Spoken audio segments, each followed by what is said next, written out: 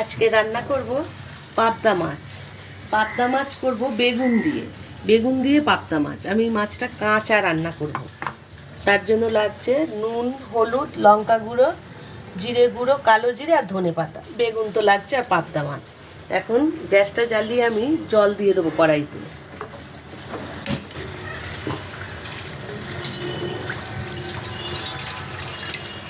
আমরা কাঁচা মাছ কিন্তু খুব খাই। অনেকে ভাবে কাঁচা মাছ কীভাবে রান্না করে, গন্ধ ছাড়ে না কি? একটু তো গন্ধ ছাড়ে না।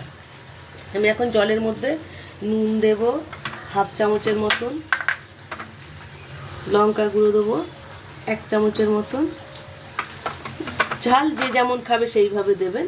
হলুদ গুঁড়ো দেবো হাফ চামচ, আর জিরের গুঁড়ো দেবো 1 চামচ। এখন আমি মাছের মধ্যে দেব নুন। পাবদা মাছে কিন্তু একটু নুন কম লাগে, মাছটা একটু নোনতা ভাব। আর হলুদ দেব, দিয়ে মাছটাকে আমি ভালো করে মাখিয়ে নেব। মাছটাতে আমি একটু কাঁচা তেল দেব।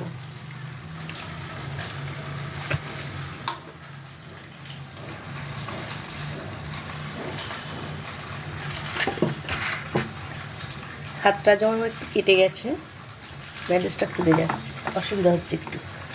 আমি মাছগুলো ভালো করে নুন, হলুদ আর তেল মাখিয়ে নেব। জলটা ফুটে গেছে, আমি জলের মধ্যে দিয়েছিলাম জিরে গুঁড়ো, হলুদ গুঁড়ো, লঙ্কা গুঁড়ো, নুন। এখন আমি এই বেগুনগুলো দিয়ে দেবো, দিয়ে 2-3 মিনিট ঢেকে দেবো। বেগুন তো সিদ্ধ হতে যেটুকু সময় লাগবে, 2 মিনিটের মতো আমি ঢেকে দেবো।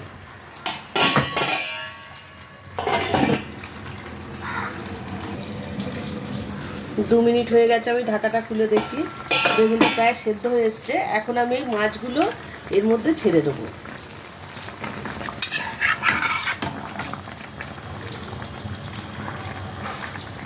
দিয়ে নেড়ে চেড়ে আমি আরও 2-3 মিনিট ঢেকে দেবো।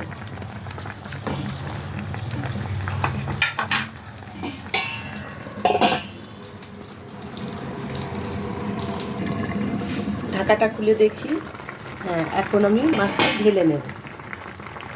গ্যাসটা কমিয়ে দিলাম, দিয়ে আমি এখন ঢেলে নেব।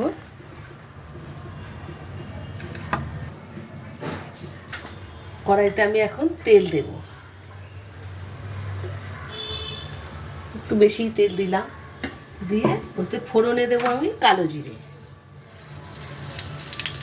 সাধারণ উপকরণ দিয়ে খুব তাড়াতাড়ি রান্না, কিন্তু খেতে খুব টেস্ট হয়।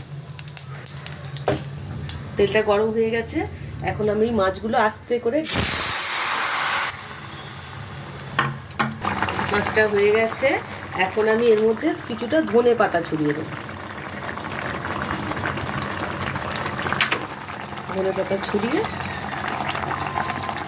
গ্যাসটা এখন বন্ধ করে দেবো, দিয়ে নামিয়ে নেব।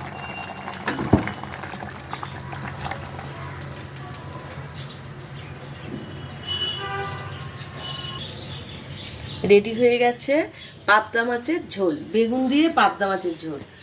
কাঁচা রান্না করেছি কিন্তু এটা। এইভাবে বাড়িতে করে দেখবেন, গরম ভাতের সাথে এইভাবে পাবদা মাছের পাতলা ঝোল খুব ভালো লাগে।